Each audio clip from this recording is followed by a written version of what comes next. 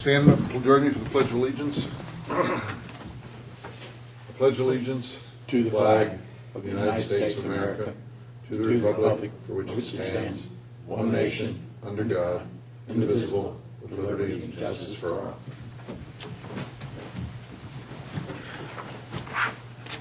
Okay, there he is. I'd like to call this meeting of the Milton Planning Commission to order. This is a regular meeting of the City of Milton Planning Commission. I'm George Ragsdale.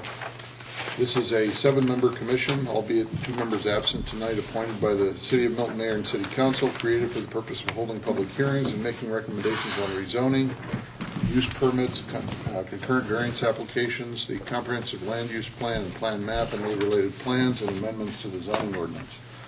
I'd like to introduce the Planning Commission members. To my left is Commissioner Fred Edwards. To my right, Commissioner Chris Doty, Commissioner Curtis Mills, and Commissioner Joe Kramer. Petitions will be heard in the sequence listed on the posted agenda. I want to acquaint you with some of the rules and procedures for conducting this meeting.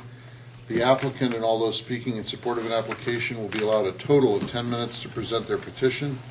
The applicant may choose to save some of the time for rebuttal following presentation by the opposition. The opposition will also be allowed a total of 10 minutes to present its position, and if time remains, the opposition will be allowed to rebut. Since the burden of proof is on the applicant will be allowed to make closing remarks provided time remains within the allotted time. The community development staff will keep track of time and will inform you periodically of the remaining time for your presentation. Anyone who would like to speak tonight should fill out a comment card and turn it in to Robin or Kathy before you come forward to speak. All speakers need to identify themselves before speaking by name, address, and if you're speaking on behalf of any organization or anyone other than yourself, identify that organization. When an opponent of a rezoning action has made within the last 2 years, immediately preceding the filing of this rezoning application that's being opposed, any campaign contribution that aggregates $250 or more to a local government official of the local government which will ultimately consider the application, it's the duty of that individual to file a disclosure with the governing authority of the respective government at least 5 days prior to the Planning Commission meeting. A violation of that relevant state statute constitutes a misdemeanor. Therefore, if you have contributed $250 or more to any council member and have not filed a disclosure prior to the meeting tonight, the city attorney strongly recommends that you have someone else speak on your behalf. Each application has been properly filed with the Department of Community Development. Signs have been posted on each site. The matter has been advertised and the notices have been mailed to property owners affected by this zoning as required by the ordinance. The Planning Commission's recommendations will be forwarded to the City of Milton Mayor and City Council for final disposition. They will hear the matter approximately 3.5 weeks from tonight on the 3rd Monday of January at 6 p.m. in Council Chambers. The Community Development Department has reviewed each application in conjunction with various agencies and departments, both internal and external to the city. Their recommendations, findings, and conclusions are here before us tonight in written form, and those recommendations and findings have been made available to all petitioners and to the public. Demonstration of any sort within the chamber is prohibited, so please refrain from any applause, dialogue with the person speaking, or any outburst. Please be sure your cell phones are either turned off or on silent. Any remarks that you may have should be addressed to the Planning Commission. And please show the same respect for anyone who's speaking that you would expect to receive yourself. In addition, the applicant, if they have any material that they want to submit to the Planning Commission during the meeting, should do so only when requested by the Planning Commission. And if there is information to be presented, it should be submitted to the Community Development Department staff, and they'll get it to us. Finally, if your petition is deferred in accordance with the zoning ordinance, you're required to update or obtain a new sign for reposting.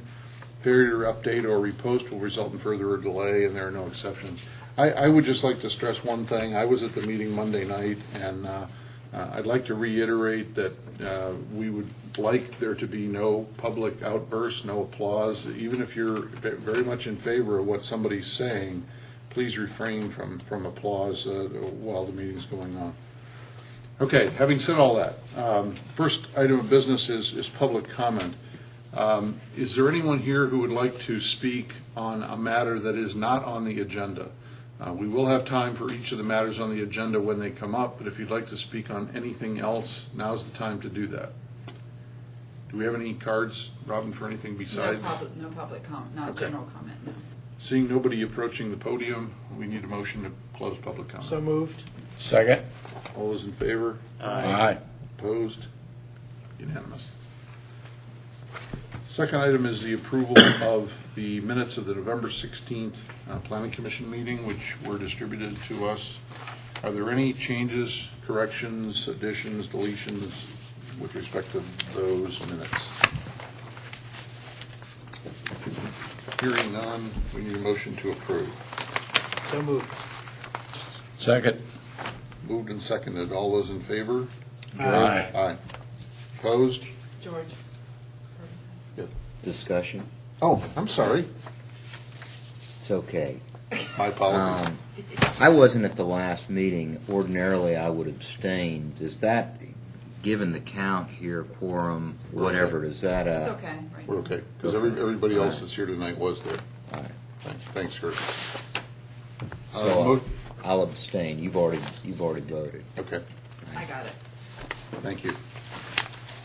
Okay, Robin, you want to call the first item? First item is RZ 19 VC 11, RZ 1119 VC 11-05 15260 Hopewell Road. Applicant Reunion Park LLC is a request to rezone from AG1 agricultural to C1 community business and AG1 agricultural for an existing 1,180 square foot building for general retail uses and an existing 3,500 square foot single family residence to remain with the following 4-part concurrent variance: to reduce a 50-foot undisturbed buffer and 10-foot improvement setback to a 10-foot landscape strip along the south zoning line of Parcel 1 intersecting with Hopewell Road and running north 68 degrees 21 minutes 12 seconds west, a distance of 89.69 feet, Section 64-1141 3A.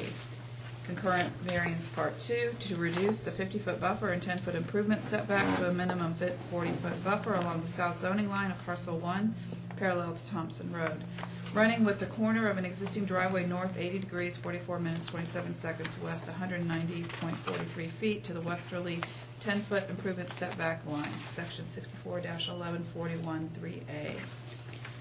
Part 3, a concurrent variance to delete the 50-foot buffer and 10-foot improvement setback along the southwest zoning line of Parcel 1 described as north 21 degrees 34 minutes 48 seconds west 35.46 feet and north 60 degrees 44 minutes 57 seconds west 29.57 feet.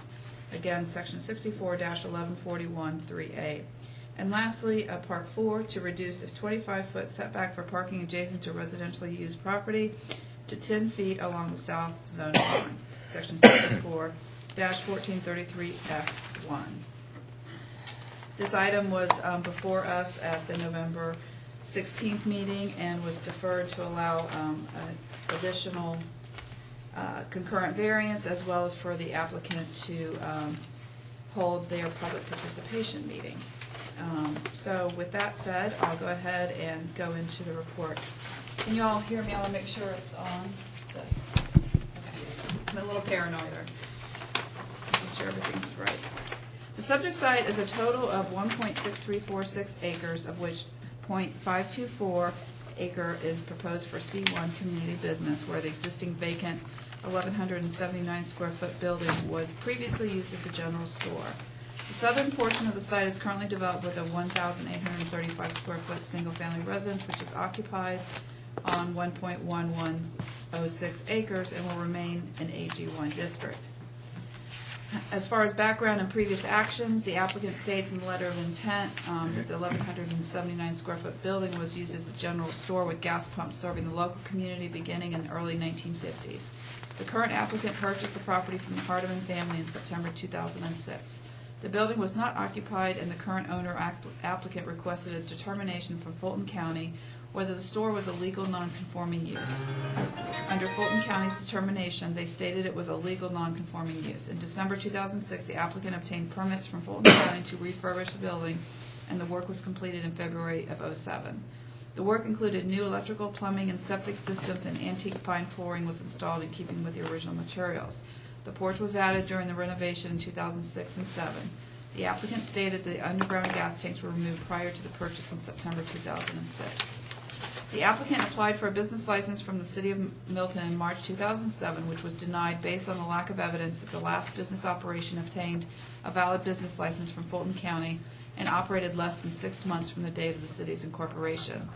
Based on this determination, the current owner applicant allowed a potential tenant to request the rezoning from AG1 to MIX, mixed use. After further evaluation of the petition, staff recommended that the request be changed to C1 and recommended denial. The Planning Commission recommended denial of the request, and it was forwarded on to the Mayor and City Council.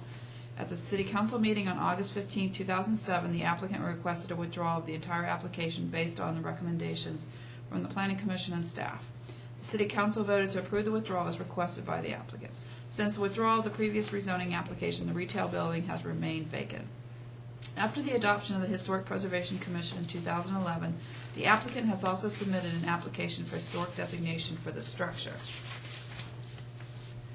And on to the standards of review. Planning staff shall, with respect to each zoning application, investigate and make a recommendation with respect to factors A through G below, as well as any other factors it may find relevant. As to whether or not the proposal will permit a use that is suitable in view of the use and development of adjacent and nearby property. The proposed C1 zoning district is inconsistent with the 2030 Comprehensive Land Use Plan, which recommends the site to be developed with agricultural, equestrian, and estate residential. The proposed 1179 square foot commercial retail within the former general store is inconsistent with 2030 Comprehensive Land Use Plan and is not suitable with the adjacent and nearby properties, which are scattered single-family residences on large parcels. As to whether or not the proposal will adversely affect the existing use or usability of adjacent or nearby property, in staff's opinion, the proposed development is more intense than recommended and will likely have an adverse effect on the use or usability of adjacent and nearby properties. In addition, the proposed zoning is inconsistent with the 2030 Comprehensive Land Use Plan and adjacent and nearby zoning. Whether the property to be affected by the proposal has a reasonable economic use is currently zoned. The existing store may be utilized for other uses permitted in the AG1 agricultural district. Whether the proposal will result in a use which will or could cause an excessive or burdensome use of existing streets, transportation facilities, utilities, or schools. It is staff's opinion that the proposed use may cause increased burden on the streets and transportation facilities and utilities.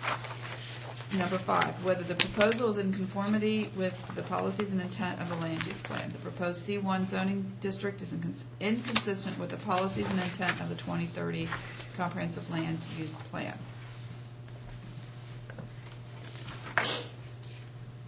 In regards to, again, the land use plan, it is located within the Central Milton character area and is recommended for agricultural, equestrian, and estate residential. There are low-density residential and estate, the same agricultural, equestrian, estate residential, and low-density residential on the surrounding properties.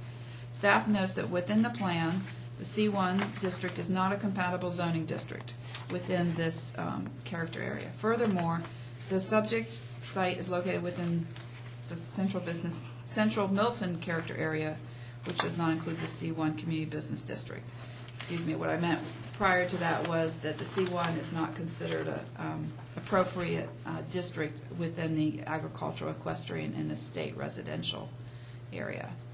The Milton City Council adopted the 2030 plan as the city's comprehensive plan on June 6, 2011. It is staff's opinion that the proposed rezoning is inconsistent with the following plan policies. We will encourage development that is sensitive to the overall setting of the community and will contribute to our community's character and sense of place. We support appropriate residential and non-residential infill development and redevelopment in ways that can complement surrounding areas. Whether there are other existing or changed conditions affecting the use and development of the property which gives supporting grounds for either approval or disapproval of the proposal. Staff notes that there is no evidence supporting an approval of this proposed commercial use based on the fact that all the surrounding properties are zoned for AG1 and that there have not been any city council actions through the rezoning process to support the request. In addition, the 2030 Comprehensive Land Use Plan recommends the subject site for agricultural, equestrian, estate residential uses. Therefore, based on this information, the rezoning request should be denied. Whether the zoning proposal will permit a use which can be considered environmentally adverse to the natural resources, environment, and citizens of the city of Milton. Staff notes that the proposed rezoning will have a minimal impact on the environment and natural resources based on the fact that the structures are already built. It is staff's recommendation that petition RZ 1119 to rezone from AG1 to C1 and for parcel 1 is denied, based on the fact that the request is inconsistent with the 2030 future land use plan, and there is no city council policy in the area to support the request. The existing single-family residence located within parcel 2 will remain AG1. If the mayor and city council choose to approve the request to rezone from AG1 to C1, a set of recommended conditions are included at the end of this report. In regards to the site plan analysis, basically it meets the development standards for the C1 Community Business District, except for the side yard determined on the south zoning line, determined by the buffer standards required by the Northwest Fulton Overlay District, and there will be concurrent variances requested for that. Going on with streetscape and landscape strip, it appears that the site plan is consistent with showing the required 10-foot landscape strip on both Hopewell and Thompson Road. And as for the concurrent variances that were stated in the beginning of the report, or when it was introduced, based on the fact that staff is recommending denial, staff is also recommending denial for all 4 parts of VC 11-05.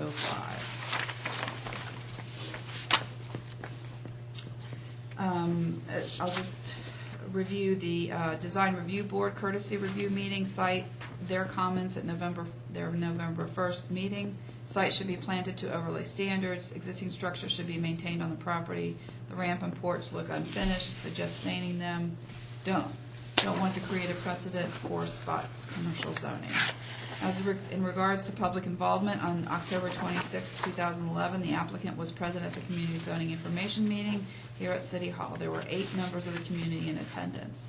The majority of the attendees were in opposition to the proposed rezoning because they felt it would set a precedent for future commercial zonings in the area. A couple of the attendees were not in opposition to the proposal based on the fact that, that a general store previously operated on the property. Staff has not received any correspondence regarding this development. As regards to the public participation report, the applicant did hold a meeting on December 6th. It was corrected that it was actually held at their offices on Woodward Road. And the applicant has submitted a public participation report that currently includes the CZIM meeting. And I believe the Planning Commission has a copy of that as well. So in conclusion, staff recommends that RZ 1119 and VC 1105 parts 1 through 4 be denied, based on the fact that the request is inconsistent with the 2030 future land use plan, and there is no city council policy in the area to support the request. The existing single-family residence located within parcel 2 will remain AG1. And again, if the mayor and city council choose to approve the request, a set of recommended conditions are included at the end of the report. And this concludes staff's report. Thanks, Robin. I would like to, we will start with the applicant, but what I would like to do is ask the commission if we could take a 5-minute recess. I need a motion to do that. So moved. Second. All those in favor? Aye. Okay. If you guys want to get set up for your presentation or whatever you're going to do, those of you that are here, we'll take 5 minutes. I apologize.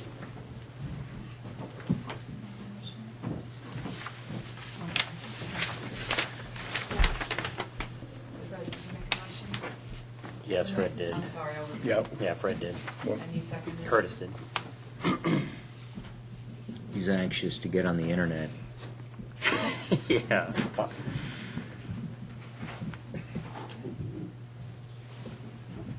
How you doing? You saying that? Have you ever gone on here? No. What, are you asking me? I was wrong. Oh, I was wrong. It just, I'm always worried I'm picking my nose or something. Carpet cleaners came in. Oh, I see. Got my son-in-law.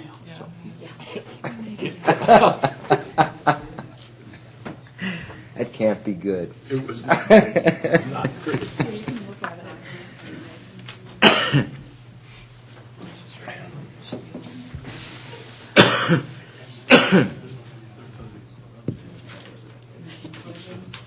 I guess. I didn't say it was spot, it was just inconsistent. Yes. I told my son last night we need to get a present for his teacher. And I forgot,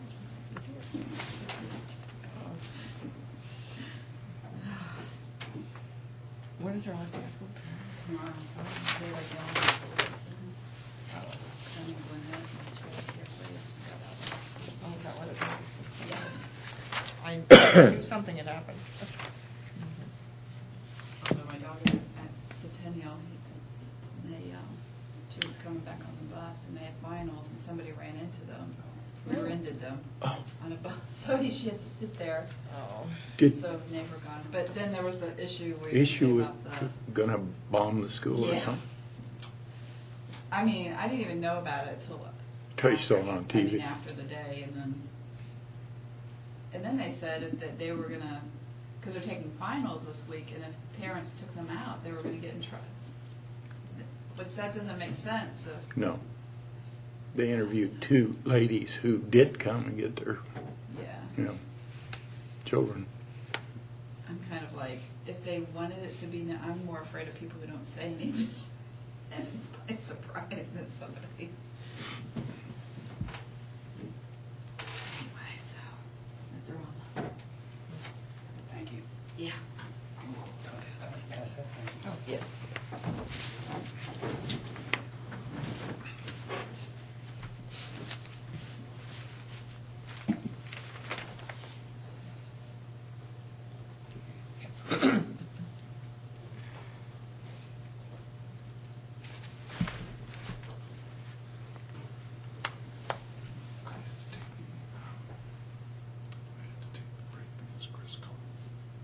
Chris wanted to let us know that we're not live on Gravity's. I know, and I can't I said, get it. well, I know, I said, I don't care.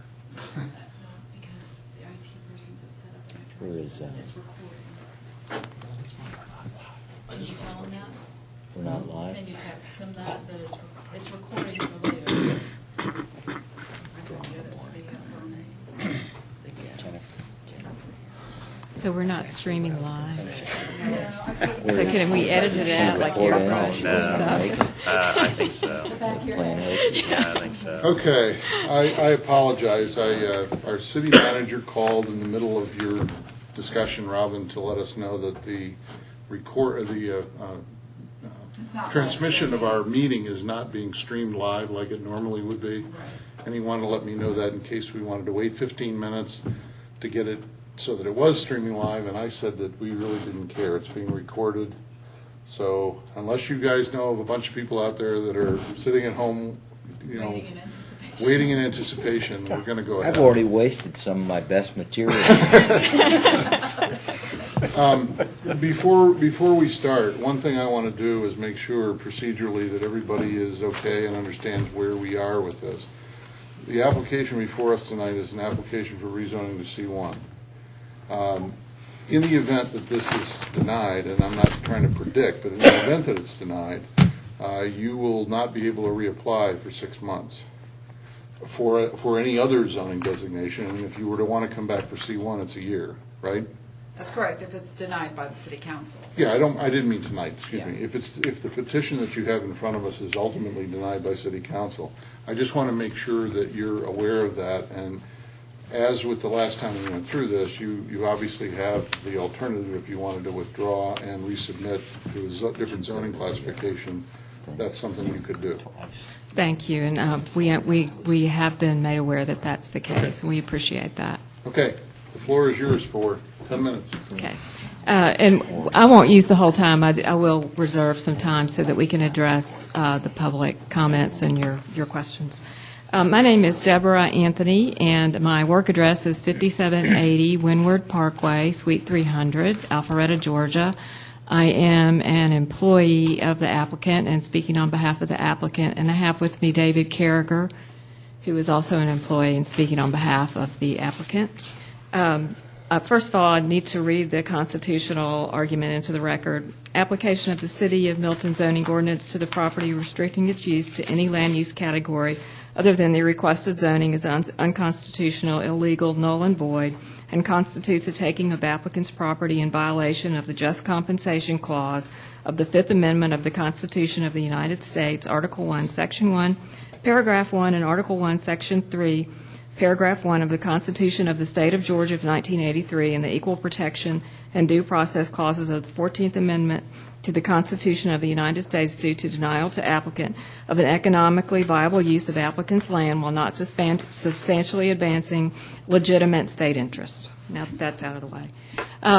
What we are trying to do here is preserve the store building, and we are looking for an adaptive reuse of this building. This building was here before most of the people who live in the area were there, and it has been used in the past as a store. And we were trying to take some lessons of what happened before and try to make this use as in keeping as possible with the area and with the way that the area has been historically. And the reason that we're doing that is we're not trying to create a precedent for McDonald's on the next corner. We really are trying to have something that will fit into the area. And for that reason, you can see the whole plan is focused to that one corner, and the use is focused into that one corner, and the rest of the property's been divided into two parcels with the other remaining agricultural as a buffer so that we can have just this corner that's subject to this use. And I wanted to focus on a part of the comprehensive plan, which actually lists the adaptive reuse as one of the missions of the comprehensive plan. And that is to encourage adaptive reuse of existing facilities and infill development in established areas to accommodate new commercial enterprises where appropriate and consistent with the land use and infrastructure development policies and vision of the City of Milton. And we maintain that this does comply with that. We understand that a huge swath of Milton has no provision for commercial use. And we are actually not opposed to the lack of an abundant commercial use in this area, but we respectfully request that this be reviewed as something that does fit into the community. And we are very open to suggestions of how to make this fit in as it once did and how to limit the use. And we suggest that the best way to do this is by the use of the conditions. And we really appreciate the willingness of the city council, of the staff to list conditions that they would expect were it approved, and we would ask the same if the Planning Commission denies us tonight. We would ask the same recommendations for commissions if you deny, because we probably will go forward with this, and we would very much like your input and to help guide us in what we can do to make this property useful again. And with that, I would like to conclude my remarks for right now and reserve the rest of the time for rebuttal. Okay. Thank you. Thank you. Is there anyone else in the audience who wants to speak on behalf of the applicant? Okay. Opposition? I have, Who's first, Rob? I have three. Okay. Okay. The first one will be Jason Anastasia. Okay.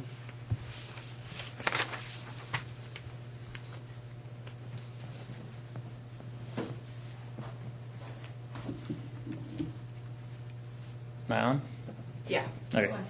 Yeah. My name's Jason Anastasia. I live at 15285 Bell Park Road, which is right around the corner from the property. I spoke at the last meeting, and some of my concerns stemmed from the need for the applicant to look at the rezoning for the C1. I was under the understanding that the city was looking into creating, and possibly has at this point, I'm not sure, a zoning for historic, some H zoning. And I would like to see the applicant go after the H zoning, strictly because, and I understand that there's conditions being put on C1, and I don't know if those same conditions could just be flipped to the H zoning, but some of those reasons why we're concerned is if it goes to C, one is the precedence that it could set for the other surrounding parcels at that intersection. That intersection happens to be an odd-looking intersection, which I believe would have the potential to be realigned in the future to line up Thompson Road from both sides of Hopewell. And there's also another, what appears to be older general-type store on the opposite corner of that intersection. So I was concerned about the precedence that it could bring up. The other concern I had is if the property went to C1, is there a possibility of what holds the building from being, like a better word, customized or some sort of changed in some manner? Does the building have to stay? I mean, is that going to be a condition that's put upon that? And if it is, well, then why don't we just go to the historic? I mean, why is the historic even a possibility or a zoning type out there if this building, which is the historic type of building, and the applicant, I didn't realize this until she had read the staff recommendations, they've applied for with the Historic Preservation Committee, or submitted for that. So, and I agree that they want to utilize the building in a historic manner, and that's fine with me. I don't necessarily have any objections to having some type of use in that building. I mean, it would probably be better to have some type of use rather than no use, but we just are concerned about some of those items. I got a whole another list of stuff, but I'll let somebody else talk if they want. Thank you. The next person is Joan Borzelleri. Wasn't even close to right. I'm sorry. Somebody correct me? Joan Borzelleri, She's got it memorized. 540 Kings County Court, Milton, Georgia. I encourage the Planning Commission to not recommend that this property be rezoned C1 for the following reasons.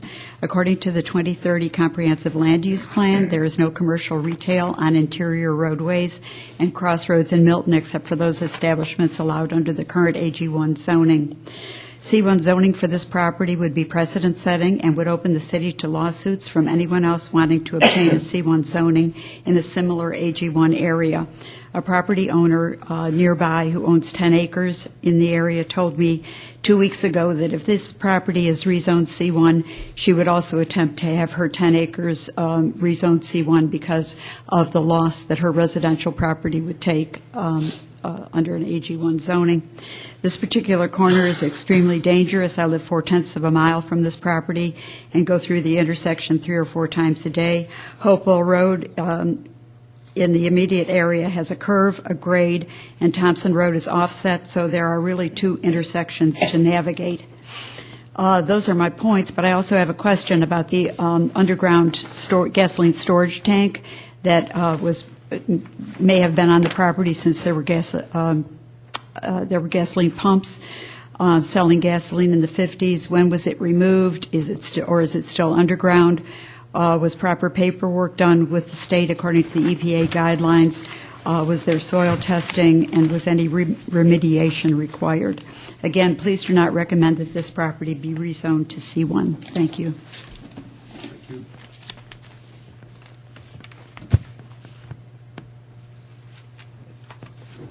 Okay, the next gentleman is Bill Shellhorn.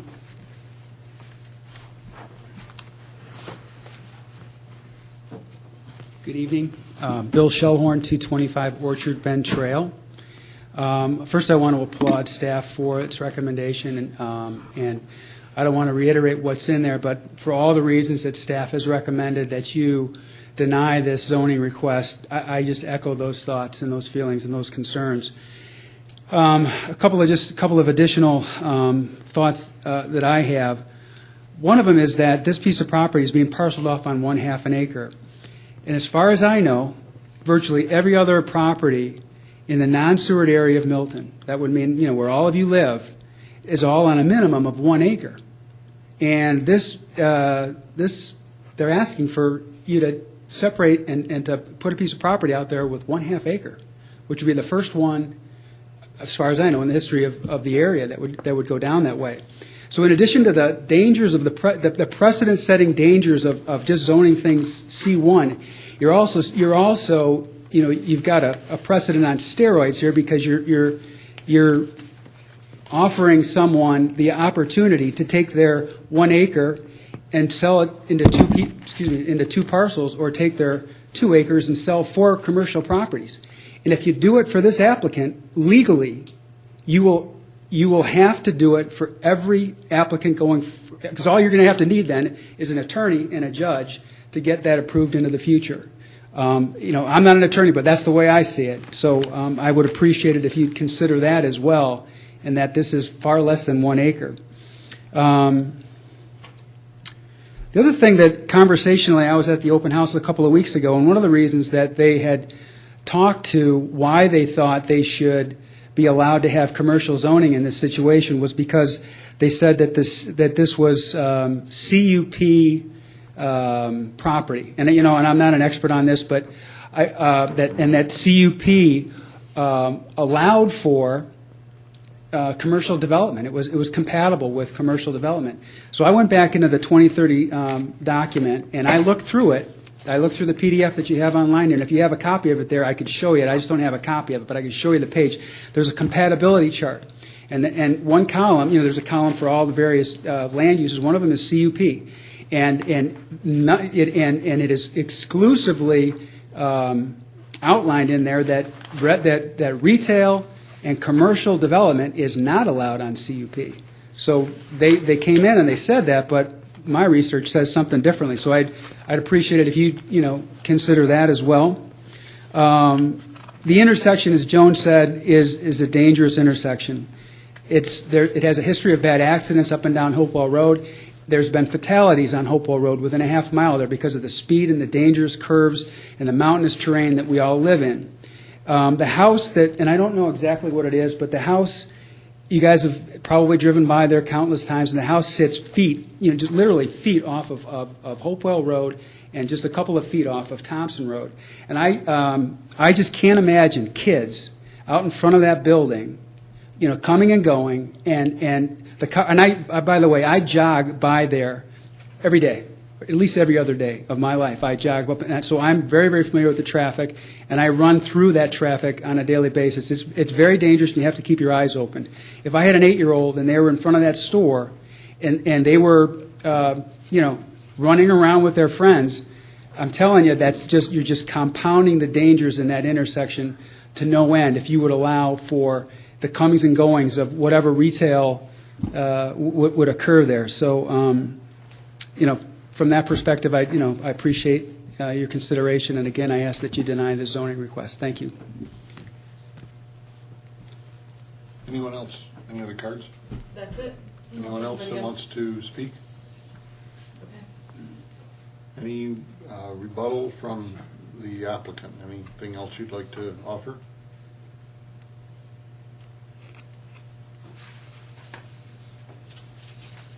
I don't know where we are time-wise, I think my clicker undid it. I think it was like. but it was like 5 minutes or I so. don't know. That's Turn around and fine. look. We'll just remember that. I just wanted to address a couple of the points that were made.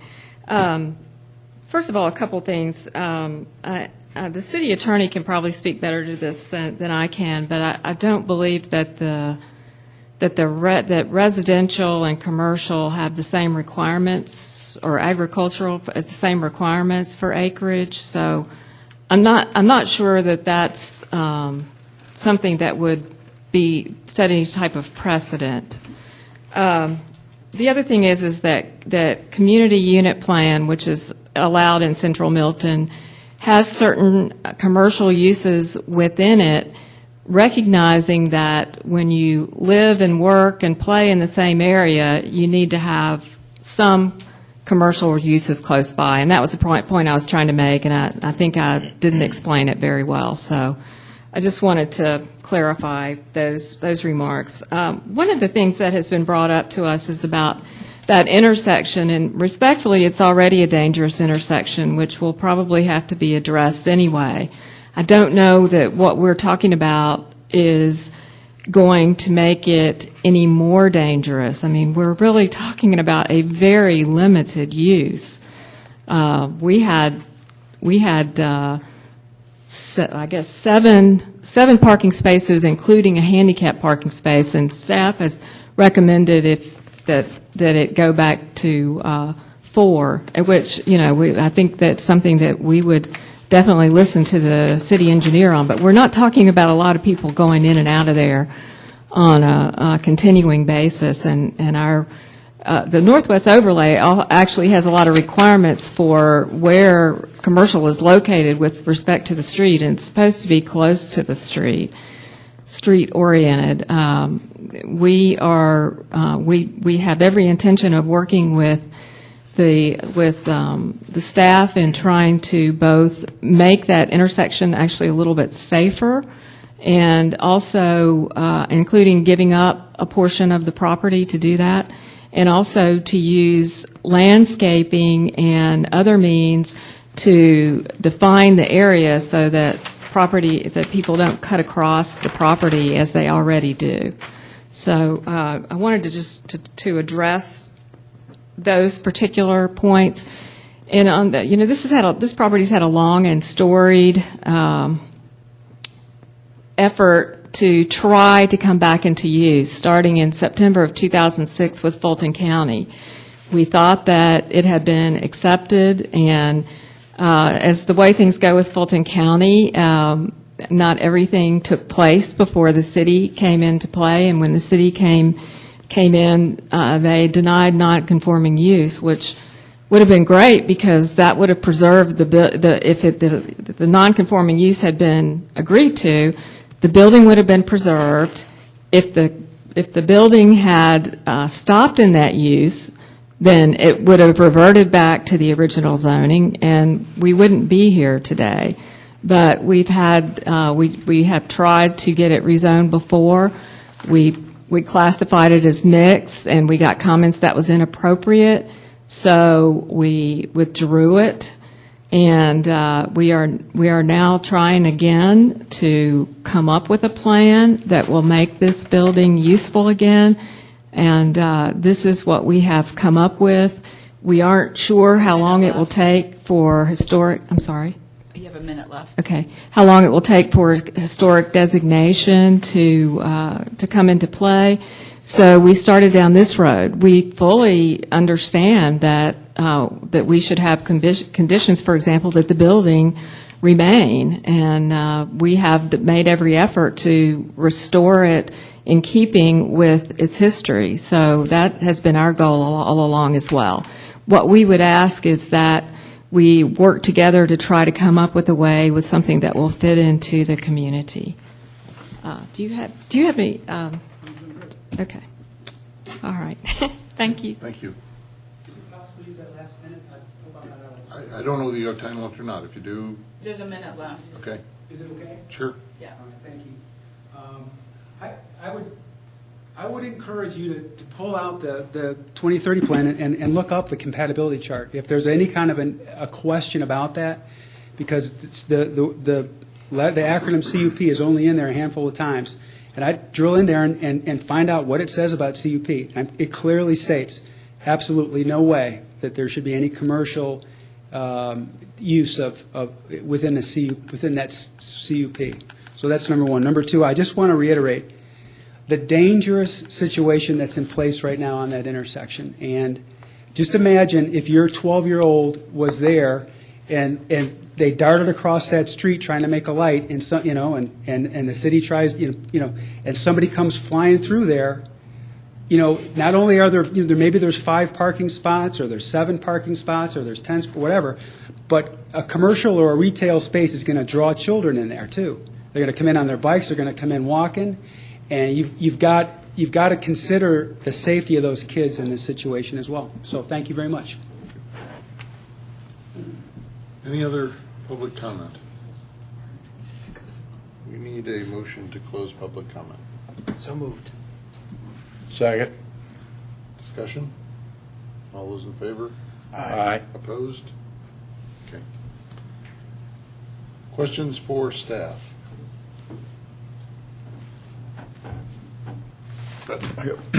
Robin, we talk about that it's a general store. Do we have any defined statement relative to what's included as a, quote, general store?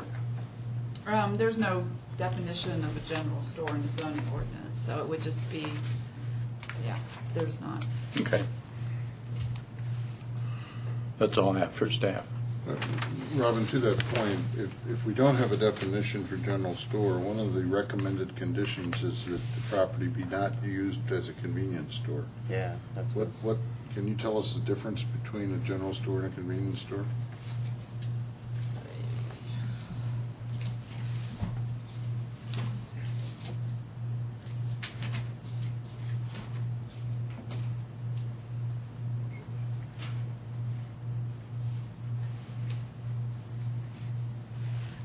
It's pretty much the same, so we would probably have to exclude that condition, so we can correct that. Okay. Joe, Chris? For staff? Yeah. Just, Robin, the Yes. timeline on this thing, what happened with Fulton County As far originally? As far as what they their spoke application? about. Yeah. From what I understand, I thought that they, and again, you want to ask the applicant, but from what I understand is that they had requested from Fulton County a determination to grandfather this as a non-conforming use. I understand that there was a gentleman there, probably during the year of 2006 sometime, that had like a distribution of coffee. I mean, it was some type of business. When you say there, you mean in the In the building, office building? they operated, it was rented out to him. So it was a business that was operating at the time of Fulton County. I guess from what the applicant has stated, I mean, we've never seen any documentation, but Fulton County said, okay, yeah, you can use it for that. But as the attorney said, nothing was confirmed, and then when it became Fulton County, let me back up. When they got that confirmation, they pulled building permits, and that's how it came to our attention, was that our zoning did not come into play until December 21st, 2006. So basically, we also had a stay on zoning between December 1st and the 21st. And there were still people working on building permits that were issued by Fulton County, and that's what had happened. And our code enforcement had noticed that there was work being done. That's how it came to our attention. And then at that point in time, the applicant had asked Tom Wilson whether that they could be grandfathered in, and it was what we requested of them was to show a business license, a valid business license that had been issued within the last 6 months, so it would prove that there was a business being held in that building. And Fulton County could not produce a business license for that. So that is where that determination has come from, of not allowing it as a non-conforming use. Was there ever a business license?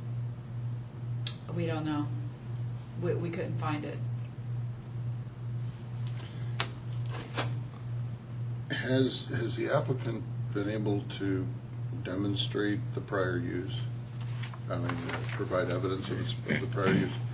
I'm asking if the applicant has Yeah. been able to provide evidence of the prior use that is claimed here of a general store and gas pumps. Yes, they have had submitted with their historic they have asked to have the building designated as historic. So they've submitted affidavits as well as pictures of people with Hardeman General Store, and I apologize, I don't have those pictures for you, but that there's evidence that that was operating as a general store as well as anecdotal evidence. The applicant made reference to staff recommending or suggesting that 4 parking places was adequate. I didn't see that in any of the I report. think it's 5 or 6. What I think maybe what she meant was it's 4 per 1,000 because we reduced the Okay. retail. So your ratio. recommendation is still the 6 plus 1 that's in here? Whatever it equals, Yeah, yes. okay.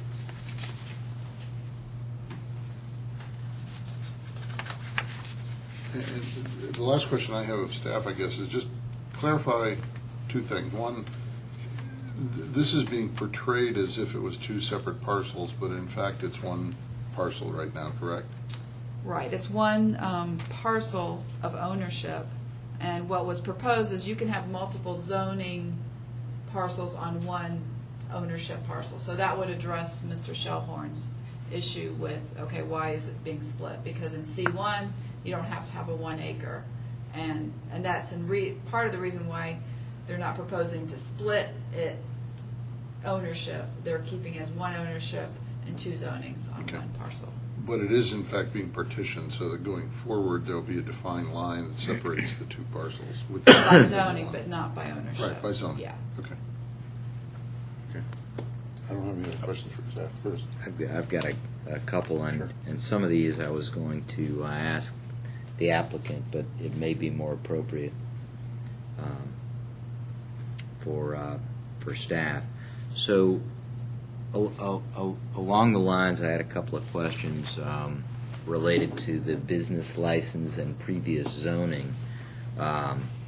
Ms. Anthony mentioned or made a comment that they had wanted it to revert back to its original zoning. It's not an exact quote, but it's pretty close. Has it ever been zoned anything? No. But okay. I'm not sure, you would have to ask her what she meant by that. I don't know. Well, Maybe it she meant was a revert back to the technical question original about use. the specific zoning, legal zoning of the piece of property. It's always been AG1 maybe, and again, she can address it, but I suspect And she maybe meant to the I'll use. follow up with that. It might have been intended to mean something else. We're saying general store, but that picture that's in the packet says Hardeman Grocery. Doesn't say Hardeman General Store on it, just FYI. Okay. We're referring to it as Hardeman General Store, and yeah, probably what it was, but it says it was called grocery. Was there, so there was no document, and this may be a question for the applicant, documentation of prior use other than the fact that there are pictures and so on? Correct, I mean, we don't have From any a record of. licensing or- Right, no. Okay. Did, on the environmental work, the tank that was pulled out of the ground prior to Mr. Chatham having purchased that, it's hard to test remnants of issues. I had a situation like that myself once. Was there any kind of environmental testing? Not since we've been the city, no. And apparently it was done prior to the incorporation, so. Okay, and traffic studies, I know we talked about this a lot when the application came up before, and I understand that you, from an acceptability condition standpoint, you think that it would not be positive. Has there been any view that 4 or 7 parking places might be okay, or was that unconnected with traffic volumes? It's unconnected. I mean, there hasn't been a full-fledged, quote-unquote, traffic study based on the requirements from the transportation engineer. So when it's such a small building, there's certain thresholds, and so there hasn't been a full-blown, Okay. people sitting out there doing traffic counts and calculating and all that, other than the site distance issue. And obviously, the transportation engineer is very concerned with how to handle that corner and make sure it's as safe as possible if this is approved. So they would definitely be working with the applicant, whether it was under this designation or any other designation, to try to make it a safer intersection. Well, not Okay. intersection, but a safer to get to it. One of the things we talked about last time was this notion of a drive-through, and I don't know, it may be a question for the applicant, but would there be anything prohibiting a drive-through in addition to 4 or 7 parking places if it was approved? And I'm not suggesting there should be. I'm just that's obviously a kind of a variable on the volume. I mean, the applicant hasn't ever presented to us that there would be a quote-unquote drive-through. But there could be. I'm not sure if there would be enough room to allow for a drive-through and for egress and, getting back a 2-lane. From a I don't practical think there'd be- standpoint, or from a Again, I haven't done all the measurements, but it appears that it would be very difficult to accommodate the parking and then 2 lanes of traffic. C1 zoning from having a drive-through, Right. if that's what you're asking. Well, I sort of know that. Okay, and then lastly, what's the converse of all the potential conditions if approved? Did you? If you could help me understand what those conditions would allow. There's a long list of what it would disallow, and Right. it's pretty comprehensive. I think it would allow some office uses, because office is a lower zoning category than C1, so you could basically have, under the C1 designation, you could do a real estate office, you could do an insurance office, so I think it opens up that particular type of use. It's just really trying to, these conditions are trying to keep it tight as far as what would be allowed on the C1. So I think that's what the C1 would allow anything under it to happen, i.e. O&I, office institutional uses. Would there be anything prohibiting the addition of a second story? Yes, because right now, it is conditioned to the exact square footage of the existing Right, building. that's right, okay. I had a couple more, but for the applicant. Thank you. Okay. Questions for the applicant? Start? Sure. These are a couple of technical questions. On the septic system, will the present system be used for both the home as well as the store? Well, I noticed that it was during the remodeling change, but was that made adequate for both locations? They will be on separate systems. They would be on separate systems. They currently are, actually. They are? Yes, sir. Oh, well, our drawing only showed one, so that's why I asked. The house doesn't show up, but the building does. Okay, thank you. The other question that I had, when the store was remodeled in 2006 and 2007, were the requirements for the ADA met at that time? They were not. I have in time met with the city staff of Milton in the efforts to get a certificate of occupancy and to clean up the permitting issue. And that is one of the items on the list to have the certificate of occupancy issued, is to put in the correct and acceptable ADA entrance. And I've met staff on site to see how we would accommodate that, and it is doable. It's just something we need to do. Okay.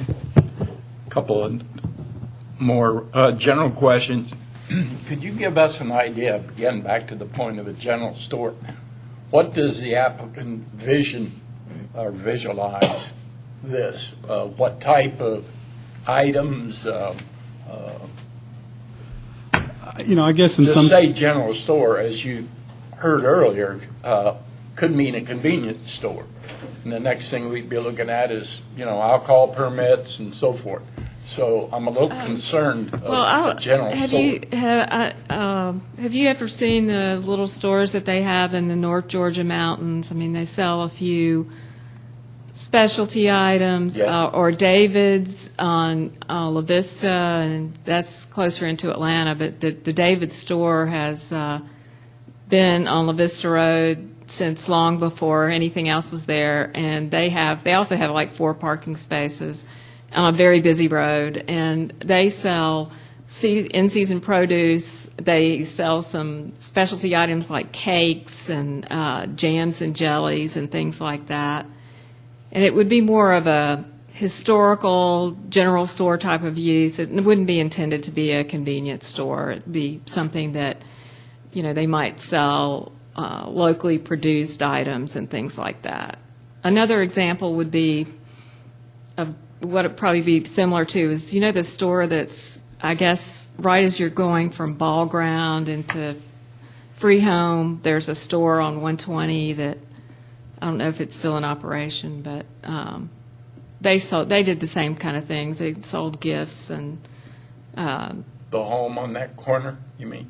It was a restaurant. no, it wasn't it was Across from the psychic palm reading lady? Right, it's near the entrance to Hawks Ridge, that area. right. Okay. That's all I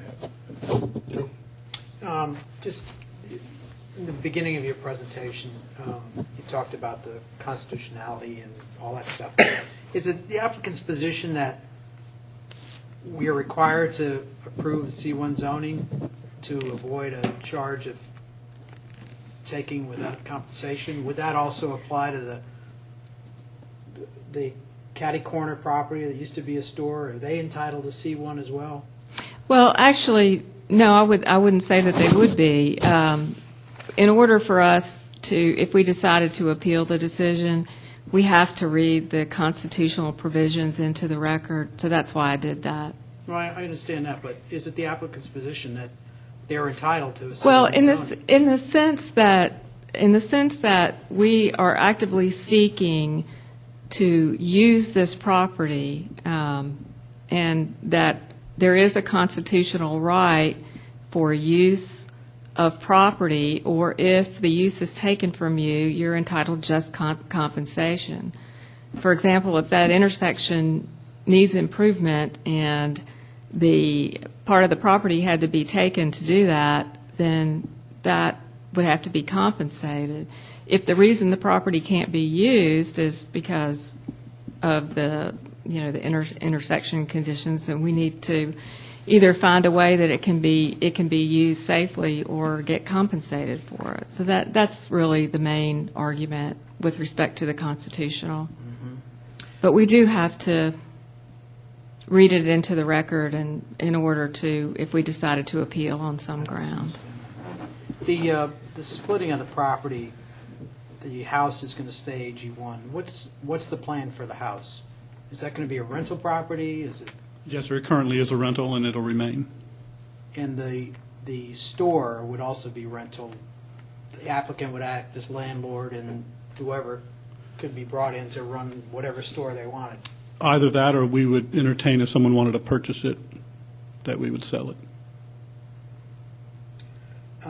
Going back to the question I asked staff about the Fulton County application, was there ever any documentation brought forward or in existence that shows an application for a license or a granting of a use or anything? Not the license. I don't think anybody that was there probably ever got a license with Fulton County. What was submitted was an affidavit from Melvin Hardiman, whose family owned that property, and who he actually lived on the property for much of his life. And he itemized down through the years what had happened with that property, and that we had that, and of course we had the pictures of how the property was used. But as far as the recent use, it was rented out to someone that had a commercial use, but we don't know that that person got a business license. So that was the grounds. And so no correspondence from Fulton County in terms of any kind of application that's been filed or? Well, they permit didn't application? actually require the business application of us. That was actually the City of Milton requirement. So it wasn't actually an issue with Fulton County. That's all I have, George. Cruz?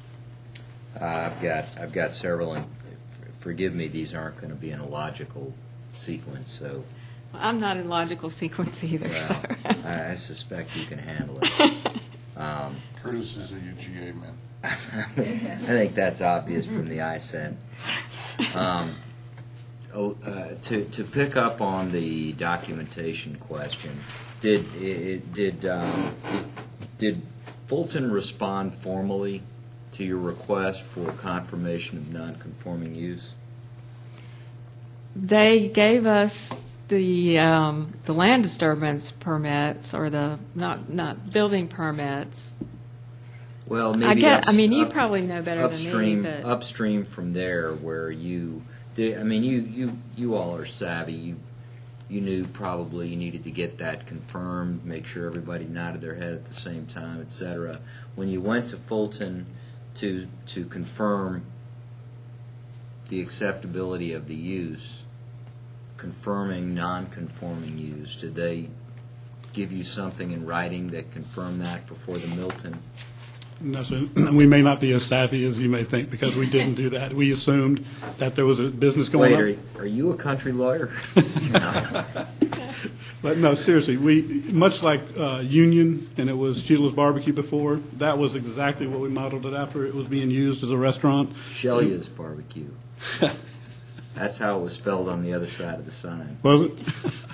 So that was our mindset going into it, and never had really considered continuous use and the break in the chain of use. And I don't know when business licenses were even issued in Fulton County, but certainly. It's not a big deal. I was just curious if there was a written transaction where you said, please confirm non-conforming use, and they wrote you a letter back saying, we confirm non-conforming use. We've heard, not that there have been a lot of cases coming before us because of the economy over the last 5 years, but a number of the ones that had compelling arguments involved hardship related to change of restrictions, zoning, et cetera, from Fulton, where things may have been grandfathered or undocumented, but so on. So I was just curious how formal that had gotten with Fulton County. I don't know if this is a fair question, but what is your reaction in general to the conditions, the potential conditions that staff outlined should this be approved? I would say that we agree with them, and there were a couple things where they weren't as specific, and we were very willing to work with the traffic engineer, for example. I know some of the people who have commented in public meetings have been concerned about putting a curb and gutter there. And, for example, that would be something that, yes, we would really like to make something that works both to delineate the intersection, but also be in keeping with the surrounding area. So we appreciate their comments and think that they're very helpful to us in trying to move forward. Well, in 1A, which really had to do with exclusions on types of business, et cetera, what was your take on that? And Robin just said that sort of suggested an office type use. Well, I mean, one of the things with it we thought we probably should be able to have is a dancing school, because it's like one big open room. But other than that, I mean, I think that in financial establishment, Edward Jones or something would probably be there, and I don't know if that's what financial establishment means. But actually, most of this, we wanted something that was in keeping with the area, and that's not going to be a pool hall, and it's not going to be, you know, a stadium or a bank or something like that. It's going to be a community-oriented use, not something that's going to be drawing great numbers of people in from around the area. Well, just anecdotally, in the small town where my family's from in Southwest Georgia, there's a store just like it, and it's got a bench just like the one in the picture that they call the liar's bench. Still do, and the old men that can't farm anymore, they kind of migrate there every morning and they sit around and tell lies all day. And I've always aspired to make it to that bench. Well, we would love for you to make it to this one. You know, I personally like that notion for the town, or for any town for that matter, an awful lot. I think, and we talked about that when the application came up before. This is probably irrelevant, but the dilemma was. Best idea now, future use. Who knows? Yeah. Who knows? I mean, that was the sort of devil's dilemma, and I think it still is. And we understand that it's a dilemma, and that's why we have proposed and sought C1 conditional, so that when you point to this property, you can say, it's conditional on all of these, that the building remain, that it not be expanded. Just suggest that you do a lot of things that you would do in a historic district, so that you could preserve the history of it and still give it a viable use. And that's more or less what we're looking toward.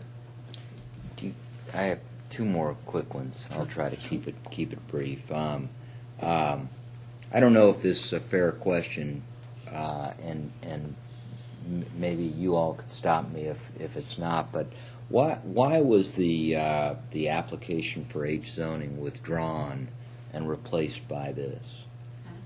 It hasn't. Well, we actually never withdrew it. I didn't realize that. I thought it had been withdrawn. In H district? Yes. Well, It was just approved. H district was just approved. Well, I understand, but I thought that's where this was originally going, and then it was modified, because I hadn't seen the paperwork until. No, it had never been requested as H.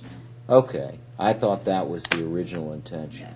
So we this is we not sought historic inconsistent. designation. Pardon? We I sought saw it, that. and actually it's still on the table, but because of the amendment of the ordinance, I think things were just on hold for a while. So if this was denied, would it preclude an application for H zoning for 6 months? Correct. If it's denied, they can come back the soonest in 6 months Okay. as an H district. All right. And last question, completely unrelated. I remember when the parking lot was paved, but I couldn't remember if more was paved than used to be paved, if it was just re-blacktopped, or if there used to be more grass and Just a gravel lot, we just paved the gravel. it was gravel. There was some paving out in front, I think. Might have been a little bit off the road. I think the frontage of Hopewell stayed pretty much the same. Yeah, The right. frontage on Thompson did have additional pavement. Okay. And I think in order to accomplish the site plan as submitted, there's going to have to be obviously some modification made to removing some of that asphalt to allow for the planting strips. How much of the half acre is paved? Roughly.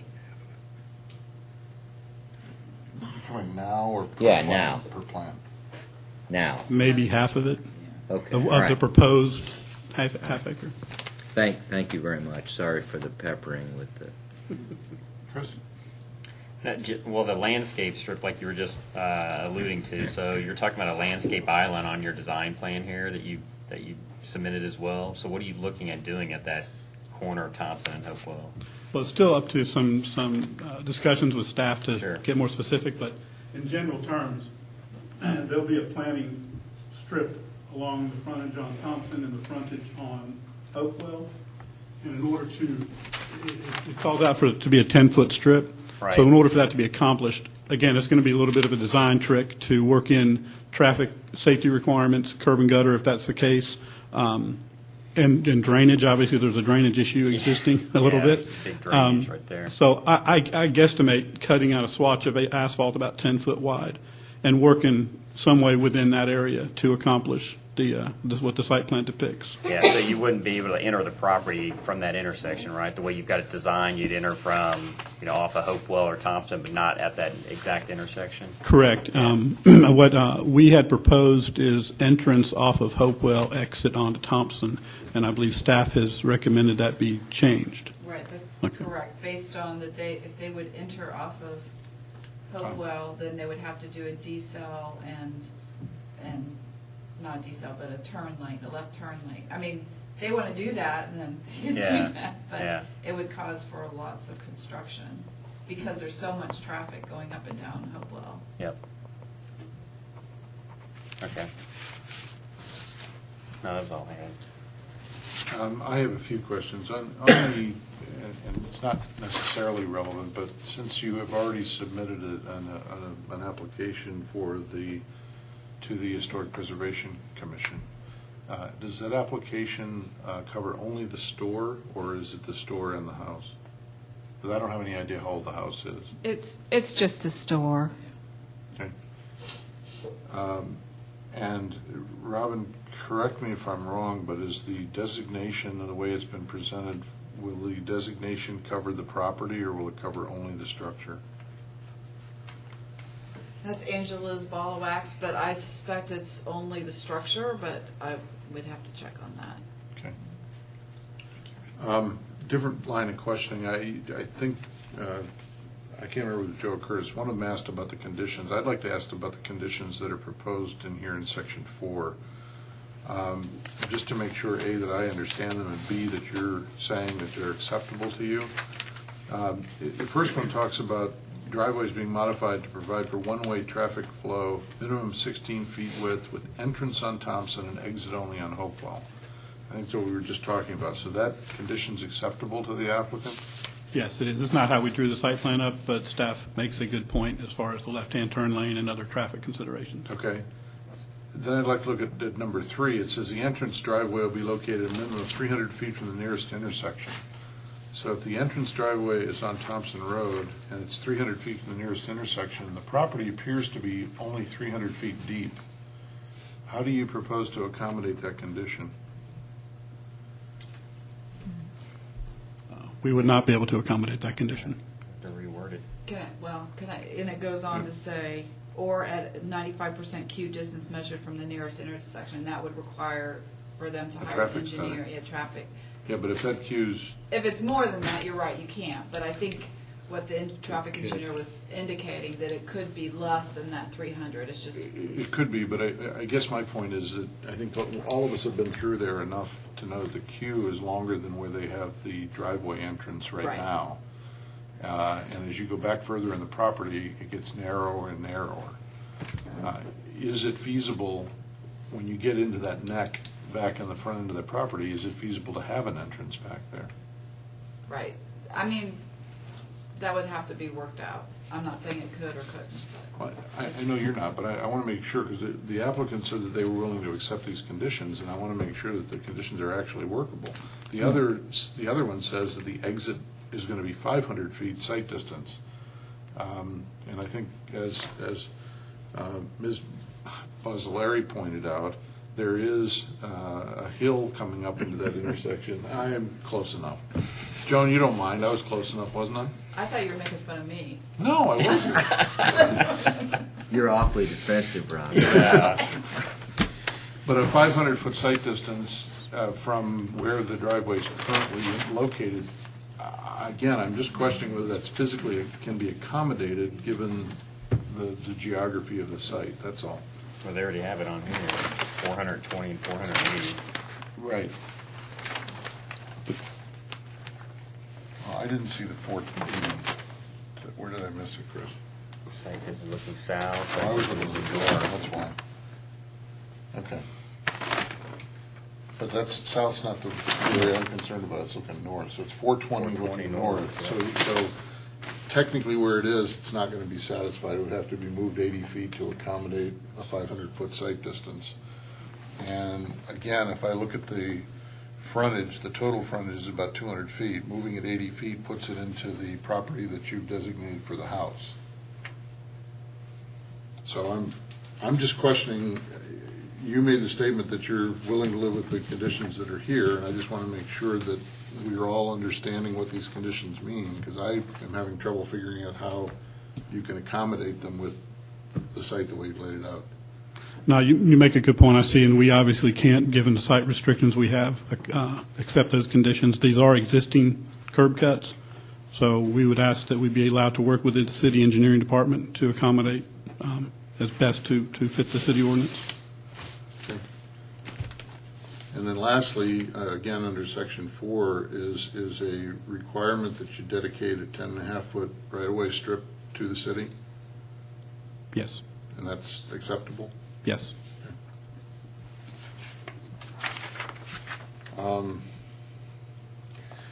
I guess the only other thing, and it goes back to a question that was asked earlier, the septic system for the house is where right now? I mean, not precisely, but can you kind of point out where it is on the drawing? Right back in here. Okay. Here's the shed, I guess. And there's no connectivity between the drain fields between the two right now? They're completely separate? Correct.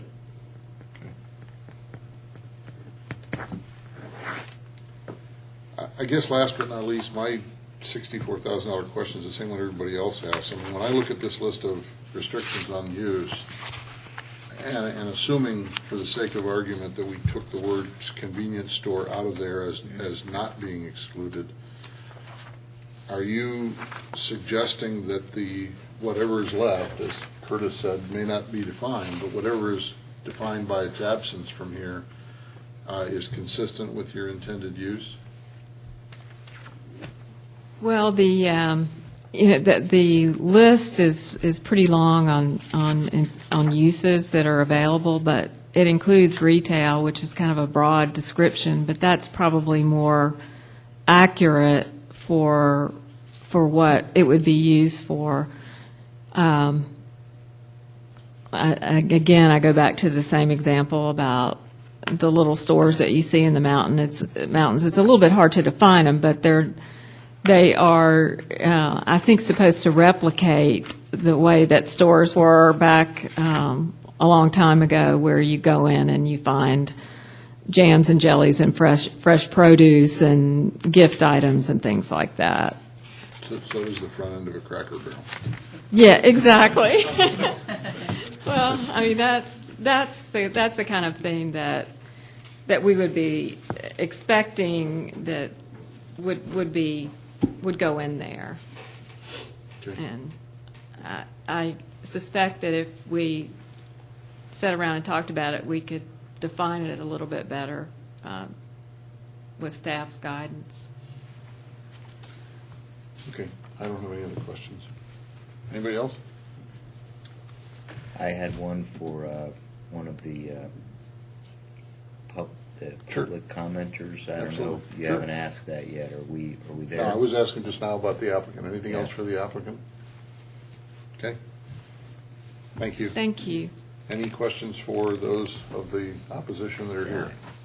I had one for Mr. Anastasia.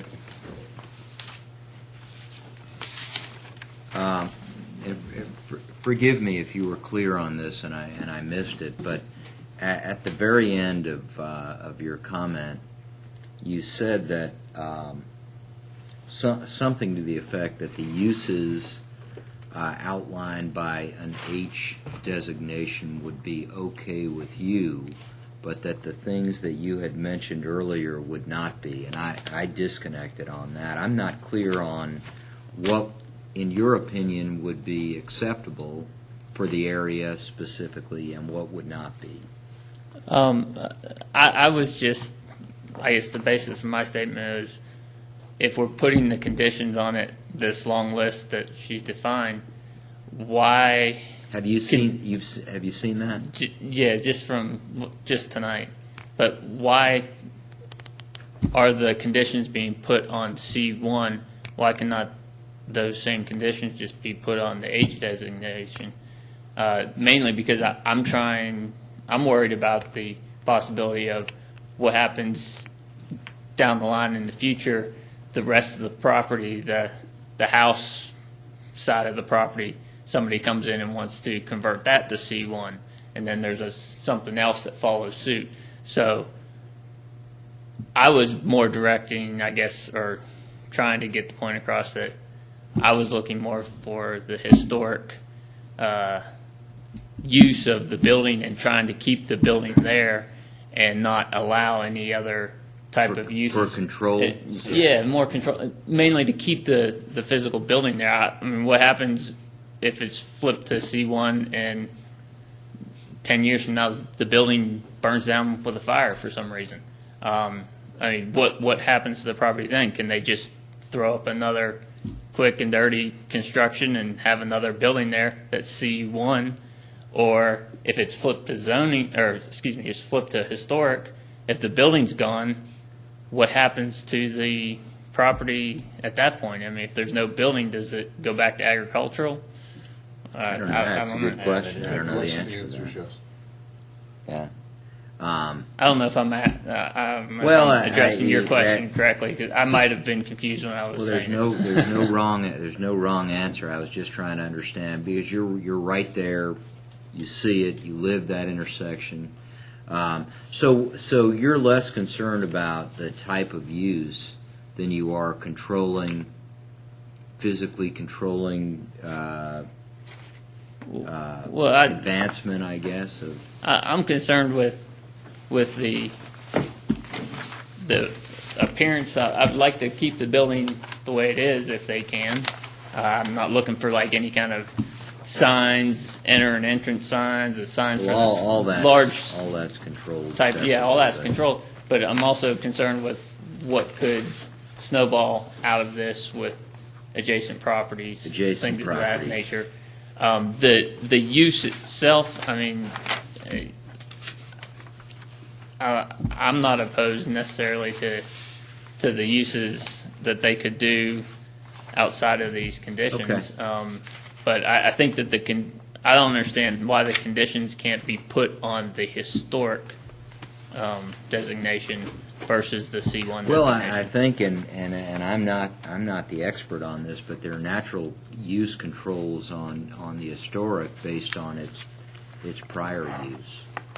So you're not in a position where you've got to list all the things that it Right. it can't be, because defined from the positive. So what is it officially defined as? It's kind of the inverse of what's here. If it were to get historic designation, the only use it can have is whatever its prior use was. So Right. you're not defining what it can't be, you're only defining Finding what it can is. But the dilemma is, and it's just an argument, but the dilemma is that if something had been a general store for a long time, how do you interpret what that means in modern day? You know, is Yeah. that a Starbucks? Right. Is that and so on and so forth. Right. Yeah, it changes with time. I guess ultimately I was more concerned with what going to C1 could do for setting the precedence for adjacent properties right next door or across the I street just at the other trying to understand at the that. other side of the intersection. Is that it? Was I know we've talked about this. Thank you very much, Mr. Anastasia. What that store catty corner, or the building catty corner that looks like it probably, I think it's got the Coca-Cola sign on it. and all that. Was that also a general store? I mean, was that Gas a station. hotly competing Yeah. business center Yeah. for these guys? Like what you have in Philly, the sandwich shop or whatever. That's Yeah, right. exactly. These guys are shooting bullets at each other across the. What was it? A simultaneous? Nobody knows. I don't Somebody knows. You said it was a gas Shadow station? knows. My The understanding is it building, was a gas wait, station. it's so small. I don't Filling think that could station. have been anything. Yeah. Okay. Thanks. Any other questions for the audience? Joe? No. Curtis? Chris? No. Fred? Nope. Okay. Excuse me. I would like a motion that we close public comment. didn't we? This is just questions. So we need a motion for how we're going to treat this application.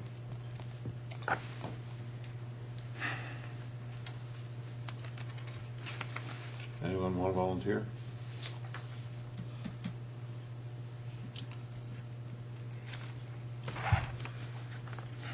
No, I'll volunteer. And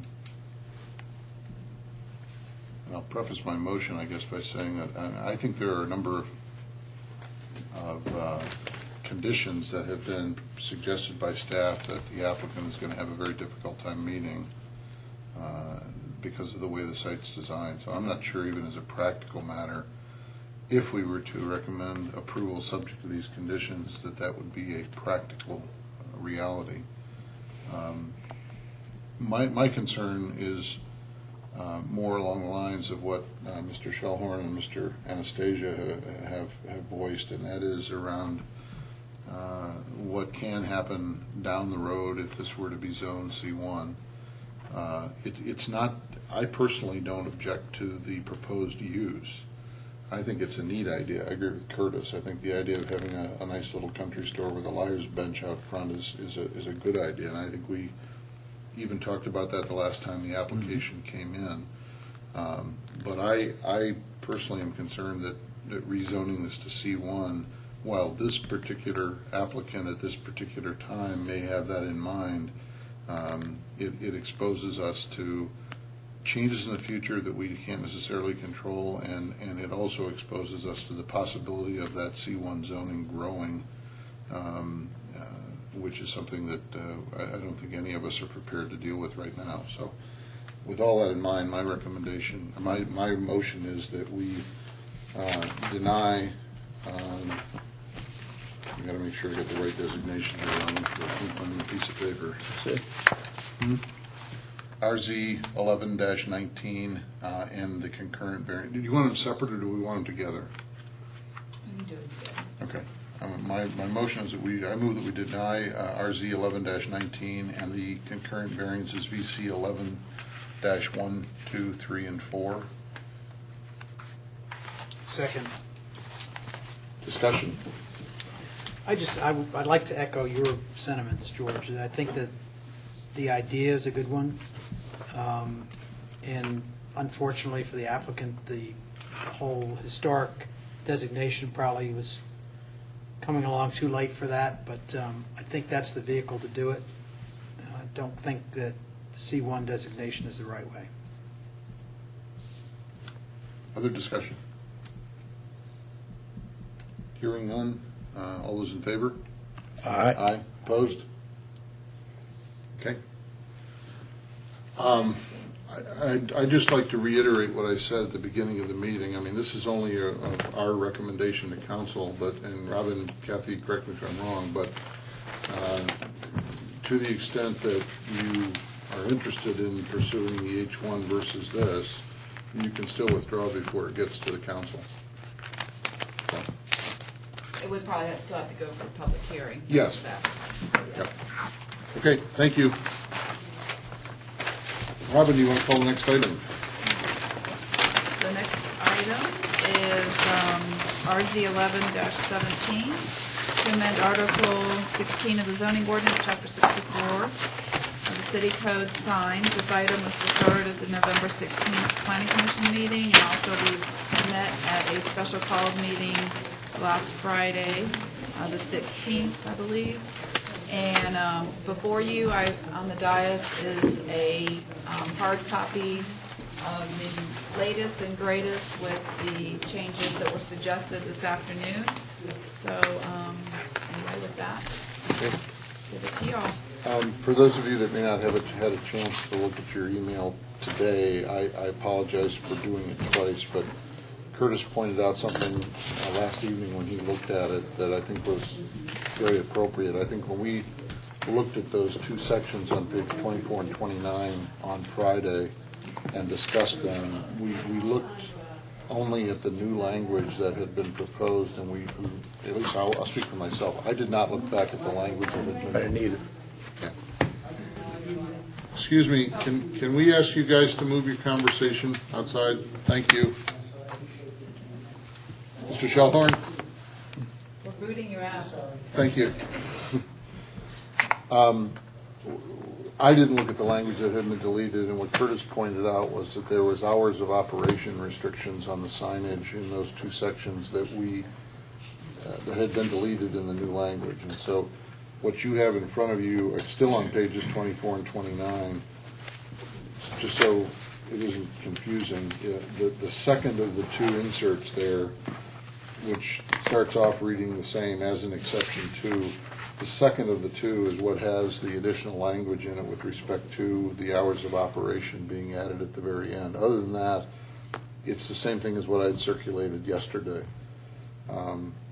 So I think that's the only change from what we had looked at before. And I know Fred, Paul, Curtis, and I think Joe had all sent in an email saying everything was okay. Chris, Yeah, wanted to make no, sure I you didn't had have the any. opportunity. Yep, I didn't see any other items either.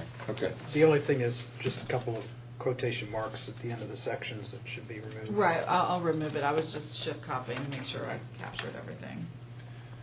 So with those changes in mind, unless anybody feels there's need for discussion beforehand, I'd like a motion to approve this, recommend this for approval.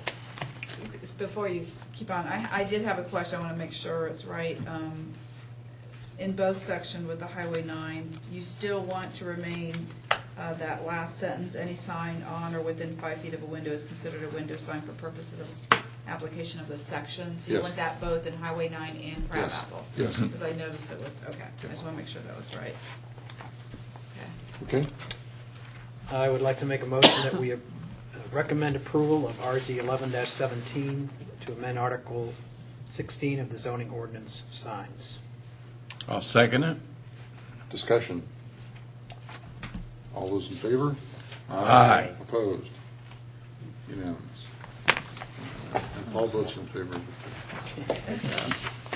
Yeah. Yeah. Fred, you were supposed to raise both That's right, I hands. was supposed to raise my vote. Okay. The next item on the agenda is an update on where we are. We talked about this last Friday, I think. Do you want to go over it again? Is there an update from Friday? No, there is not. No. Good. Did everybody else hear it? Well, I wasn't trying to cut it off. I just wanted to make sure if you guys want to update us on what is happening with those things, let's have at it. Okay, this is on the Code enforcement matrix. code enforcement matrix, yes.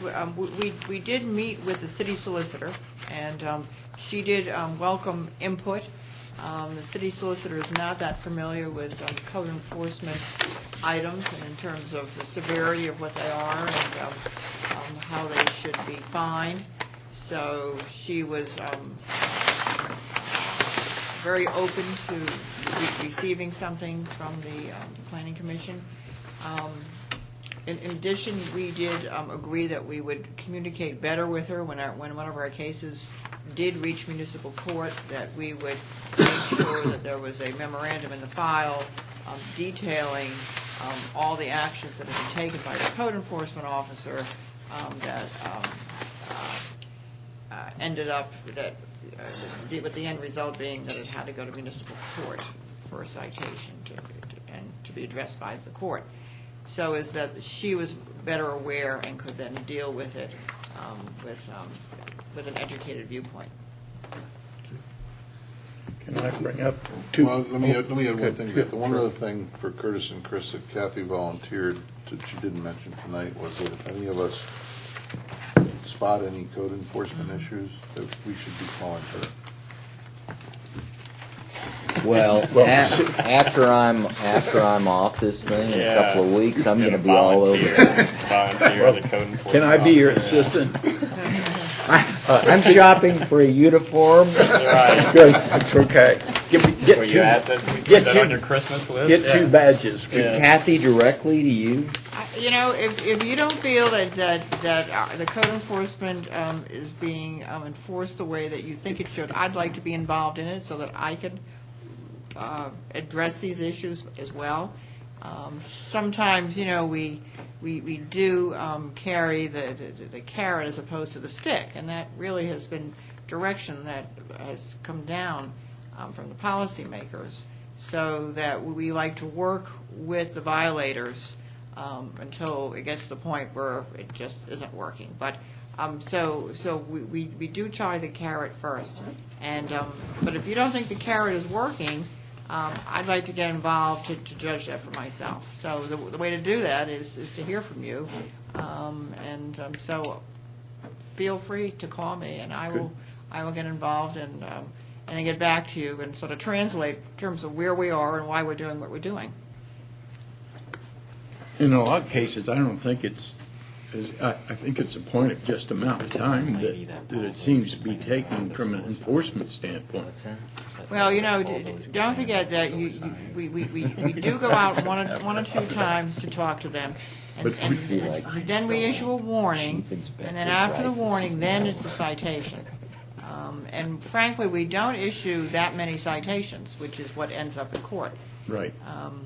So if it's not working, I'd like to be aware of it. Okay. Well, we all know that 90% of the property owners are going to do the right thing for the right reasons, and the 10% that don't, 90% of them are embarrassed into fixing it quickly if someone says something, but that last 1%.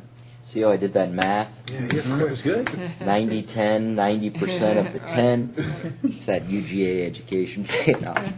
Aren't couldn't care less, you know, and in my area, you know this, on the other side of the tracks, we have some basically abandoned large parcels where they've actually moved away or want to move away, and they're just hoping for the market to bounce so they can sell. They trying to minimize the amount of time they spend taking care of things. So based on your math, Yeah. what percentage of the total is the problem? Oh my God, that was it. I've already got a headache from. Well, you know, And that's it's it's not bad. You get used to anything. I'm starting to like it. well, we have been doing some That's right. research on some of the vacant parcels to track the owners. When I was in McDonough, we had a lot of those, and frankly, we welcomed them going into foreclosure because the banks were great about going in and cleaning up the parcel. Yeah, I'm not sure that's the case anymore, though. So, That's right. Yeah, That's Certainly isn't. Anyway, in any event, no big but deal. we'll deal with that, and so feel free. I mean, You don't know? Are we on? Are we Yeah, being we are. filmed? Yeah. Okay. It's not live, but Not it's being live, taped. but It's recorded. I mean, I can turn. Well, I'll just Well, we say it finish for the your record. class. I'm about to become Leon Cole's assistant.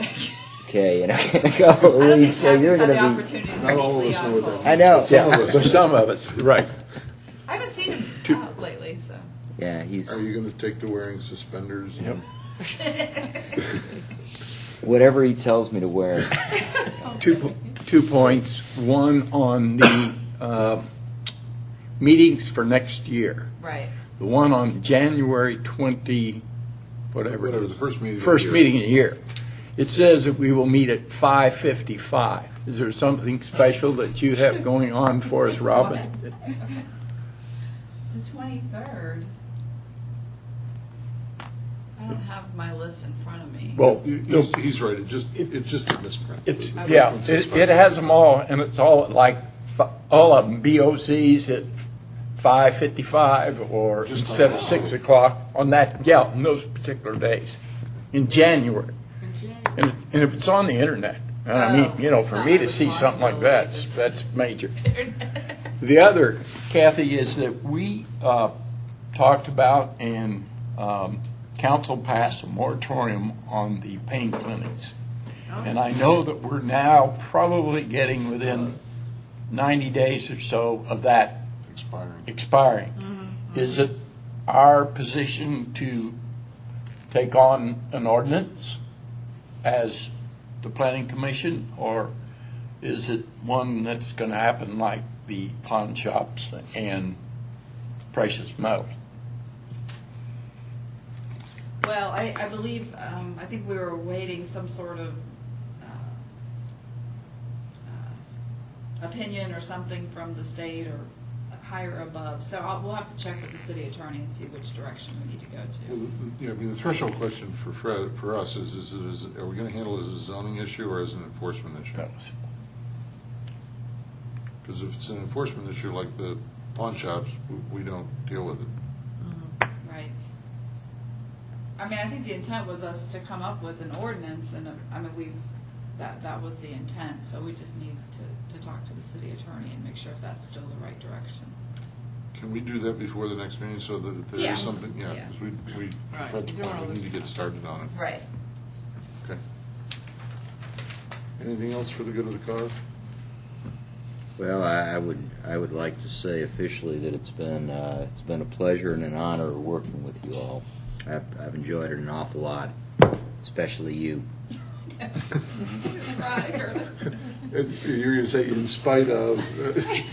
It's been a lot of fun, and I hope we've done some good together. I always felt like this committee was the best nonpartisan bunch Absolutely. in the city, and an example of how you ought to work together. And I really enjoyed it.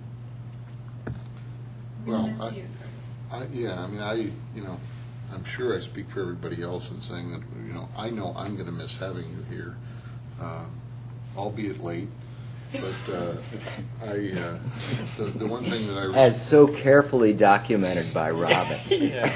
well, no, seriously, I shouldn't make light of it. I mean, the thing I'm going to miss is the fact that you've always done your homework and you've always asked very insightful questions. And to your point, I think as a group, we've all been able to maintain, I think, an objective view of what is in front of us in the context of what's best for the city. And not best for any one citizen group, but best for the whole. And I think that carried over to the comprehensive plan process as well. So I, for one, I'm going to miss you, and I'm disappointed that you're leaving. I appreciate that very much. Same for me. And I, while we're still on the record, want to thank you guys for all the work that you've done with us this year, with us, for us, to us. If you think about the fact that we actually did complete the comprehensive plan this year, that's a major milestone that we accomplished. And thankfully, the number of zoning cases that we had, we hit a great low period so that we had time to get some other things done. But the other side of that is I'm sure it's going to pick up at some point in the future, and hopefully we can get some more things done before it does. But And people are actually referring back to the comprehensive plan. yeah, it was a little surprising, although not necessarily correctly. No, they but are no, referring to just it. reference, that's right. And they did as well Monday night.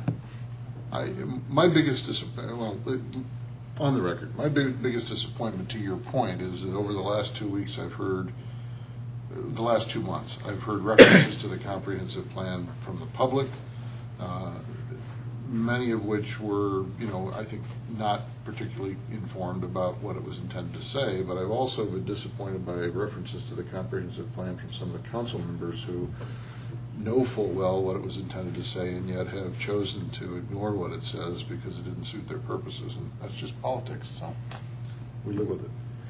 Okay, we need a motion to adjourn. So, second. All those in favor? Aye. Opposed? Thank you.